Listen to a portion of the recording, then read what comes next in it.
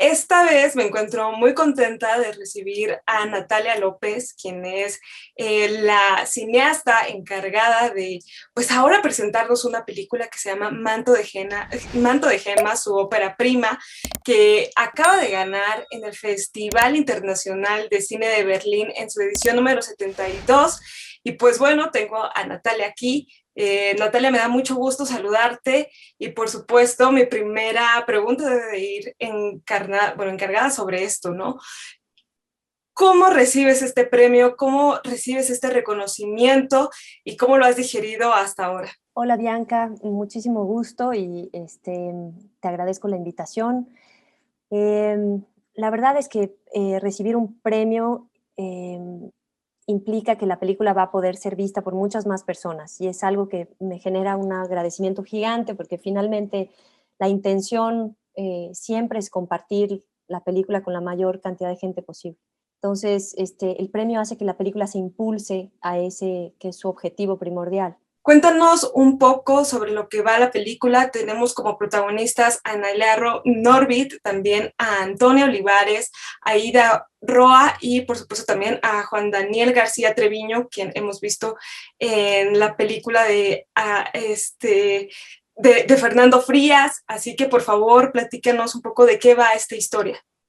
Sí, este, mm, hay muchos personajes. Realmente el 98% de los personajes de la película son actores naturales de la zona de Morelos. Hay solo dos actores, Nailea Norvind y Juan Daniel Treviño. Los dos valientes personas que realmente estuvieron totalmente abiertos y fueron muy generosos a vivir la experiencia siempre con las demás personas que interpretaron el resto de los papeles, aprender de ellos y mutuamente. Creo que fue una muy buena experiencia para los dos. Este, es una película que transmite muchas cosas porque intenta ser una experiencia más que contar una historia. De alguna manera es una película que no está sostenida en una narrativa, sino que trata la narrativa como un elemento más del lenguaje. Este, y a grandes rasgos es una película que trata sobre el miedo de vivir en una sociedad que no tiene un proyecto en común. De alguna manera esa fue la idea motora. Obviamente se fue moldeando al proceso y creo que ahora hay varios temas brotando en la película. Y tienen que ver con el abandono, tienen que ver con la falta de empatía, con la culpa, este, y con la herida espiritual que podríamos cargar los mexicanos por el hecho de haber vivido en contacto con esta tragedia desde hace tantos años. Ahora volvemos a ver en el cine una historia que vuelve a retomar la historia de la violencia en México, una realidad pues tan dolorosa para nosotros.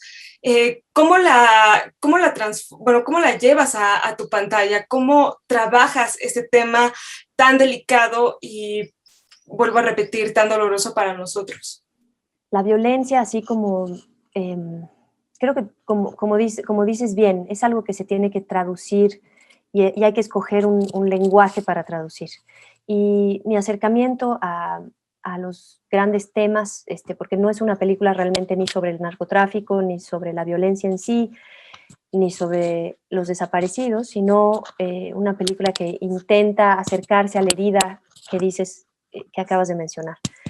Y al dolor que corre por debajo de la situación en las personas que están unas más cerca y otras más lejos.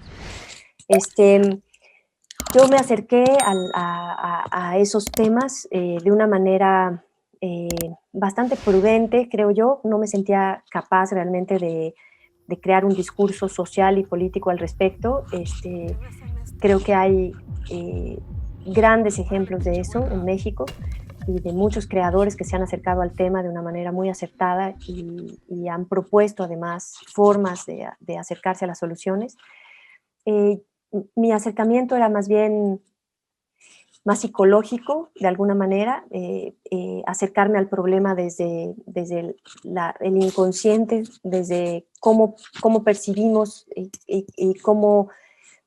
qué guardamos de esto en el interior los mexicanos y las mexicanas y cómo tratar de crear una experiencia con las herramientas del lenguaje cinematográfico que te haga sentir el abandono, el miedo y algo que corre por debajo de la situación, la violencia como algo sistémico.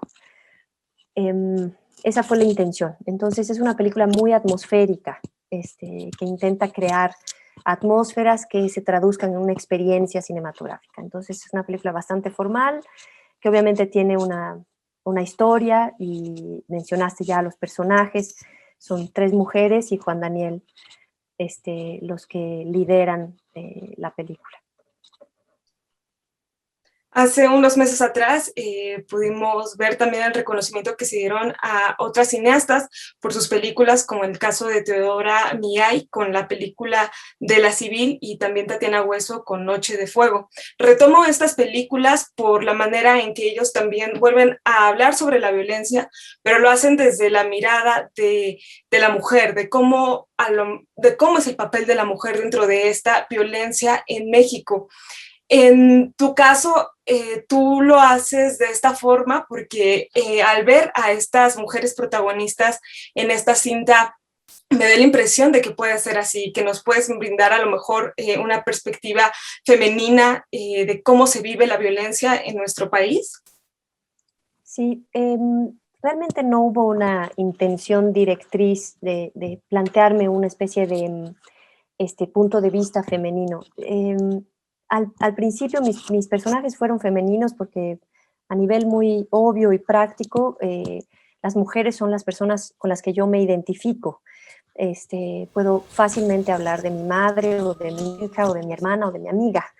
Y entonces realmente fue muy natural para mí escribir personajes femeninos y no masculinos. Creo que por una razón bastante obvia. Y bueno, yo creo que realmente espero que en los años que vienen no nos cuestionemos cuántas mujeres y cuántos hombres se proyectan o realmente comparten su trabajo con los demás. Espero que sea algo que desaparezca y que podamos ver muchas autoras en todos los campos de la creación. Y bueno, siento que es muy, muy interesante poder empezar a ver muchas proyecciones de mujeres y reconocer un punto de vista, como tú dices, que podría llegar a ser femenino, aunque creo que la sensibilidad es humana. Bueno, y ahora Natalia, platícanos del camino que va a retomar la cinta, que lo ha comenzado con el pie derecho en Berlín, con este triunfo con el oso de plata, y ahora pues platícanos, ¿será que va a seguir un rumbo por festivales? ¿Ya tienen planeado un estreno a lo mejor en cines, en pantallas? Sí, tenemos ya una distribuidora en México, Piano. Piano va a ser la empresa encargada de la distribución de la película, y estamos muy, muy contentos de tener ya unos socios para hacerlo. Tenemos mucha ilusión de estrenar la película en México especialmente. Estamos esperando los fondos para distribución, que espero salgan antes de mediados de año, para poder estrenarla en México. Entonces, apenas sepamos si eso va adelante, pues vamos a poder estrenarla, espero en la segunda mitad del año. Y en el resto del mundo es algo que va a ir sucediendo naturalmente. Hay festivales que van invitando la película y hay lugares que la compran. Ahora es todo más complejo que antes, o tal vez hay menos dinero involucrado, tal vez, pero va a ir buscando su camino por el resto del mundo. Y en este camino, ¿cómo invitarías sobre todo a los espectadores mexicanos para que estén al pendientes, de las noticias que nos vayas dando, de dónde se va a ir presentando el camino que irá tomando? ¿Cómo los invitarías a que se acercaran a esta cinta? Sí, pues sería un verdadero placer para mí compartir la película en la tierra en la que se filmó. La película es una película sobre México, y con quien más ilusión me da compartir es con los mexicanos y las mexicanas. Entonces, Realmente me encantaría además generar una plática paralela a la película sobre estos temas, sobre cómo estamos afectados como sociedad. Y pues nada, los invito a vivir la experiencia en la sala de cine. Espero que podamos estrenar en salas de cine, y si no, en donde puedan verla, pues será un regalo para mí. Natalia, pues te agradezco mucho la conversación y nuevamente, pues muchísimas gracias por estar en este espacio y enhorabuena por tu trabajo. Nosotros ya nos morimos de ganas por verlo. Vamos a tener que esperar un poco, pero pues vamos a estar al pendiente de él. Gracias, Bianca. Muchísimas gracias por la paciencia conmigo. No, hombre, muchísimas gracias a ti y pues te mando un abrazo enorme. Igualmente. Gracias. Adiós.